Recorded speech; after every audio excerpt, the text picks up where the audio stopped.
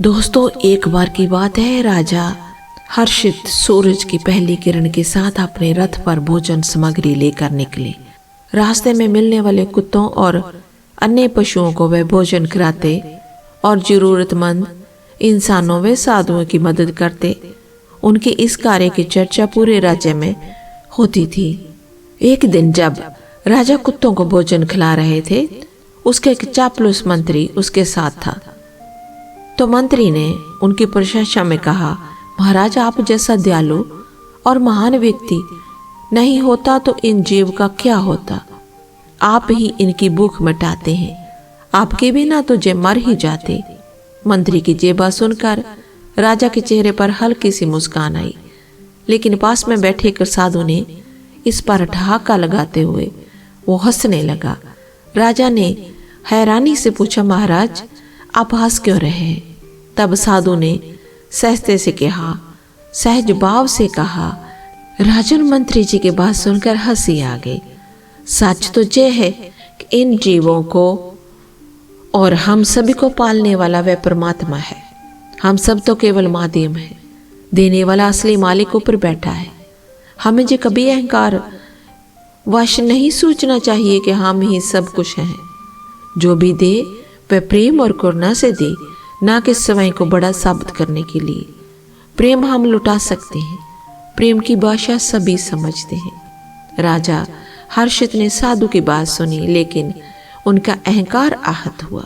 उन्हें लगा कि साधु उनकी निस्वार्थ सेवा पर प्रश्न उठा रहे हैं। साधु की हंसी और उनके शब्द अहंकार वश नहीं, प्रेम वश बांटना चाहिए। राजा के मन में गर कर गए। राजा ने मन ही मन ठान लिया कि वह ये सिद्ध करेंगे कि उनके ना देने से इन पशुओं और जरूरतमंदों का क्या होता है। अगले दिन राजा ने भोजन सामग्री तो रथ में रखी, लेकिन किसी को कुछ नहीं दिया। रास्ते में कुत्ते उनके रथ के पीछे दौड़ते रहे, लेकिन राजा ने उनकी ओर ध्यान नहीं दिया। भूखे इंसान और साधु की ओर भी राजा ने ध्यान नहीं दिया। उन्होंने जो ठान लिया था कि बिना किसी को खिलाए वापस लौटेंगे, ताकि ये सिद्ध कर सके कि उनके ना देने से पशु और मनुष्य कैसे परेशान होते हैं। अगले दिन भी ऐसा ही हुआ। कुत्तों ने रथ का पीछा किया, लेकिन राजा ने मन को कठोर बनाए रखा।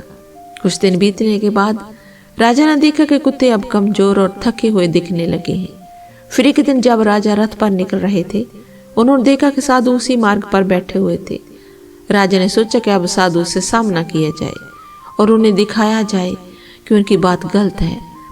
राजा ने अपना रथ साधु के पास ले जाकर रोक दिया और कहा, देखो, मैंने कई दिनों से इन कुत्तों को कुछ भी नहीं खिलाया। कि आप ये नहीं प्रमाणित करता कि मैं ही इनका पालन पोषण करता था? तुम्हारी बात कि सब कुछ ऊपर वाला करता है गलत साबित हुई। साधु मुस्कुराए और बोले, राजन, क्या आपने ये देखा कि इन दिनों इन कुत्तों का पेट कैसे भरा? राजा बोला, जी तो आप ही देख सकते हैं कि ये कितने दुर्बल हो गए हैं। कुछ दिन और बरबेट भोजन ना मिला तो इनकी मृत्यु तय है। साधु ने शांत स्वर से कहा, मृत्यु और जीवन भी उसी परमात्मा के हाथों में है राजन। अगर इस तरह से इनके प्राण जाने हैं तो ये भी उस परमात्मा के हाथों ही है। मैं फिर कहता हूं कि आप प्रेम बांटे। राजा ने ठान लिया कि वह साधु की बात को गलत साबित करेगा। अगले दिन राजा हर्षित अपने रथ पर भोजन सामग्री लेकर निकले। मार्ग में अचानक रथ का पहिया टूट गया और राजा समेत पूरी भोजन सामग्री उसी स्थान पर गिर पड़ी। राजा घायल होकर जमीन पर गिर गए और उनके पीछे पीछे चल रहे कुत्ते जे देखकर तुरंत राजा के पास आकर खड़े हो गए। कुत्तों ने भोजन को देखकर वे उसे छुआ नहीं। वे राजा के चारों ओर खड़े होकर उसकी चिंता में घबराए से लग रहे थे। ये दृश्य देखकर राजा चकित हो गए। उसी समय साधु धीरे धीरे चलते हुए वहां पहुंचे। राजा को देखकर उन्होंने कहा, राजन, देखो, भोजन गिरा देखकर भी इन कुत्तों ने उसे छुआ तक नहीं। इसके बजाय ये सभी तुम्हारे पास आकर खड़े हो गए हैं, क्योंकि ये तुम्हारी चिंता कर रहे हैं। आज तुम्हारी मृत्यु हो सकती थी, लेकिन तुम्हारे द्वारा किया गया भोजन दान और इन जीवों का प्रेम तुम्हारे लिए रक्षा बन गया। साधु ने आगे कहा, तुमने अब तक अहंकारवश इन्हें खिलाया, परंतु देखो, इन जीवों ने तुम्हें सच्चे प्रेम से अपनाया है, जे तुम्हारे प्रति वफादार हैं और तुम्हारी परवाह करते हैं। लेकिन जान लो, जब तक तुम इन्हें प्रेम पूर्वक नहीं खिलाओगे, जी उस भोजन को ग्रहण नहीं करेंगे। प्रेम से दिया गया दान ही सच्चा दान होता है। राजा को साधु की जो बात थी ना, उसकी गहराई राजा की समझ में आई। उन्हें जो एहसास हुआ कि उनके अहंकार ने उनके कर्मों की पवित्रता को दूषित कर दिया है। उन्होंने साधु से क्षमा मांगी और प्रण लिया कि अब से वे हर किसी को प्रेम और करुणा के साथ सहायता करेंगे। उस दिन के बाद राजा का व्यवहार पूरी तरह से बदल गया। उन्होंने प्रेम और निस्वार्थ सेवा को अपना धर्म बना लिया। उनके इस परिवर्तन ने पूरे राज्य में प्रेम और सद्भाव का संदेश फैलाया। दोस्तों, हमारी ये कहानी आपको अच्छी लगी हो तो एक लाइक करके वीडियो को शेयर जरूर करें और इसी तरह की कहानियाँ सुनने के लिए हमारे चैनल को सब्सक्राइब जरूर करें। धन्यवाद। दोस्तों, मिथिला के जंगलों में बहुत समय पहले एक सियार रहता था। वह बहुत ही आलसी था। पेट भरने के लिए खरगोशों व चूहों का पीछा करना और उनका शिकार करना उसे बड़ा भारी लगता था। शिकार करने में जो मेहनत तो करना ही पड़ता है ना, दिमाग उसका शैतानी था। वह तिकड़म लगाता रहता था कि कैसे कुछ ऐसे जुगाड़ लड़ाई जाए जिससे बिना हाथ पैर हिलाए भोजन मिलता रहे और फिर वो खा जाए और सो जाए। एक दिन उसी सोच में डूबा वह सियार एक झाड़ी में दुबका बैठा था। बाहर चूहों की टोली उछल कूद व भाग दौड़ करने में लगी थी। उनमें से एक मोटा सा चूहा था जिसे दूसरे चूहे सरदार कहकर बुला रहे थे और उसका आदेश मान रहे थे। सियार उन्हें देखता रहा। उसके मुंह से लार टपकती रही। फिर उसके दिमाग में एक तरकीब आई। वे चूहे वहां से गए तो उसने दबे पांव उसका पीछा किया। कुछ ही दूर पर उन चूहों के बिल थे। सियार वापस लौटा। दूसरे दिन वह उन चूहों के बिल के पास जाकर एक टांग पर खड़ा हो गया। उसका मुंह उगते सूरज की ओर था, आंखें बंद थी। चूहे बिलों से निकलते तो सियार को इस अनोखे मुद्रा में खड़े देखकर वे बहुत चकित हो गए। एक चूहे ने जरा सियार के निकट जाकर पूछा, अरे सियार मामा, तुम इस प्रकार एक टांग पर क्यों खड़े हो? तब सियार ने एक आंख खोलकर बोला, मूर्ख, तूने मेरे बारे में नहीं सुना? कभी मैं चारों टांगे नीचे टिका लूंगा तो धरती मेरा बोझ नहीं संभाल पाएगी, जय डोल जाएगी, साथ ही तुम सब नष्ट हो जाओगे। तुम्हारे ही कल्याण के लिए मुझे एक टांग पर खड़े रहना पड़ता है। चूहों में खुसर फुसर हुई तो सियार के निकट आकर खड़े हो गए। चूहों के सरदार ने कहा, हे महान सियार, हमें अपने बारे में कुछ बताइए। तब सियार ने ढोंग रचा, मैंने सैकड़ों वर्ष हिमालय पर्वत पर एक टांग पर खड़े होकर तपस्या की है।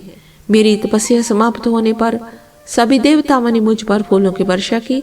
भगवान ने प्रकट होकर कहा कि तेरे तप से मेरा भार उतना हो गया है कि मैं चारों पैर धरती पर रखूं तो धरती गिरती हुई ब्रह्मांड को फोड़कर दूसरी ओर निकल जाएगी। धरती मेरी कृपा पर ही टिकी रहेगी। तब से मैं एक टांग पर खड़ा हूं। मैं नहीं चाहता कि मेरे कारण दूसरे जीवों को कष्ट हो।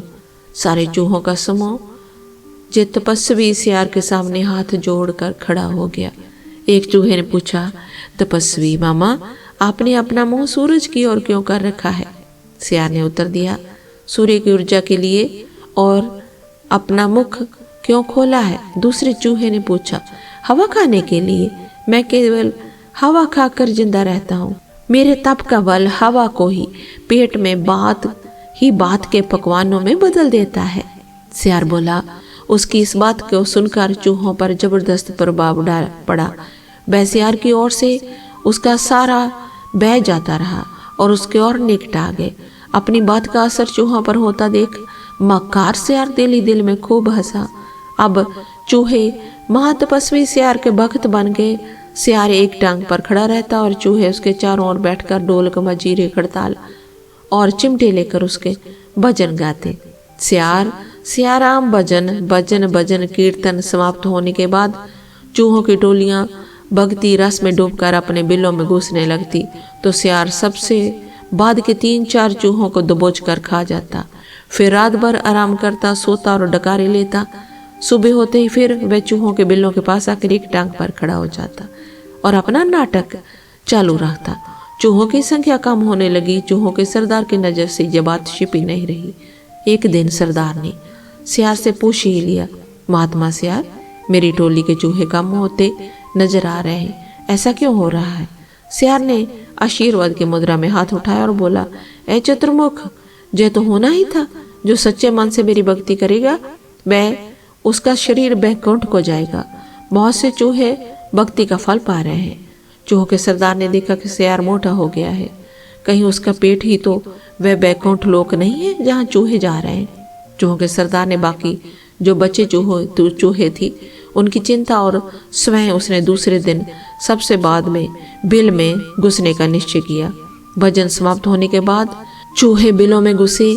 सियार ने सबसे अंत के चूहे को दबोचना चाहा। चूहों का सरदार पहले ही चौकन्ना था। वह दाव मारकर सियार का पंजा बच गया। असलियत का पता चलते ही वह उछलकर सियार की गर्दन पर चढ़ गया और उसने बाकी चूहों को हमला करने के लिए कहा। साथ ही उसने अपने दांत सियार की गर्दन में गड़ा दिए। बाकी चूहे भी सियार पर झपट पड़े और उसने कुछ ही देर में महात्मा सियार को कंकाल सियार बना दिया। केवल उसकी हड्डियों का पिंजर बचा रहा। तो दोस्तों, डोंग कुछ दिन ही चलता है, फिर डोंगी को अपने करने का फल जरूर मिलता है, इसलिए डोंग ना करें। तो दोस्तों, हमारी ये कहानी आपको कैसी लगी?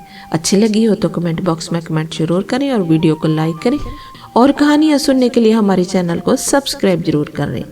फिर मिलते हैं। धन्यवाद।